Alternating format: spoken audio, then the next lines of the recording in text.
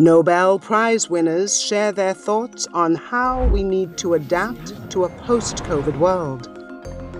In each episode, they examine one major theme that will affect us all.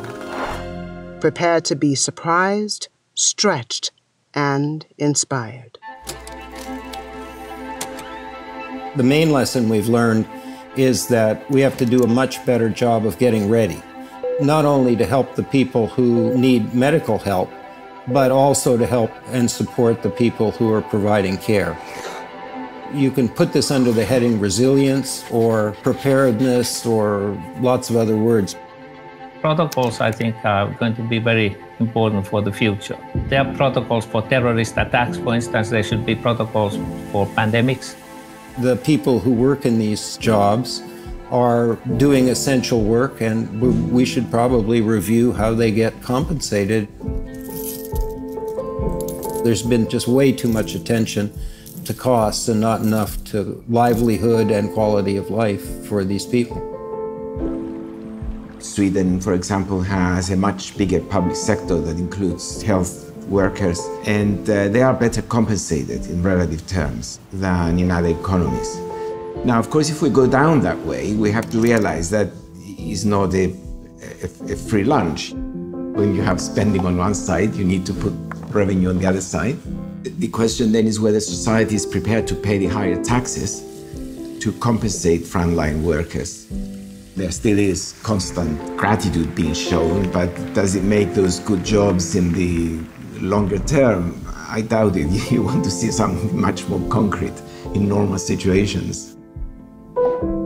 The US can't get its act together and actually provide healthcare for everybody for a reasonable expense.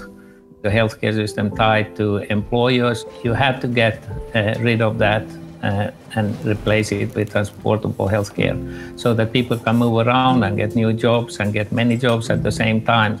I think this will be a big push for universal health insurance and healthcare in the US. When government needs to save money, what's the easiest spending to cut? Now, the first one that gets cut down usually is the public investment.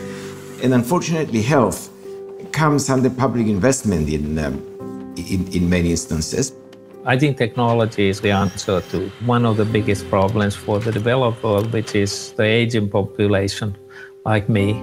I think the robots are going to hold the solution. As we have seen, for instance, in Japan. Japan is a real harbinger for what's to come. There will be an increase in the demand for health services even without COVID. Even if we find a vaccine and then we forget about it, there will be an increase in demand. And you cannot just do it all quickly and suddenly. Fear has to be removed in order for economic activity to pick up again. Vaccines may help, but they don't necessarily remove the fear.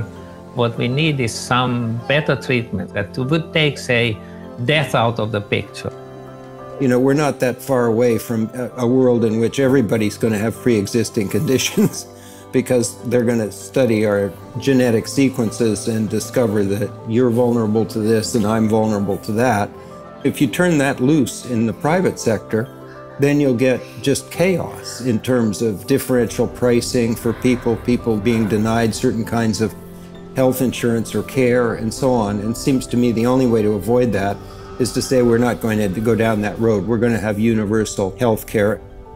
Universal health care is essential, you know, should something like this happen again, and most people think it will.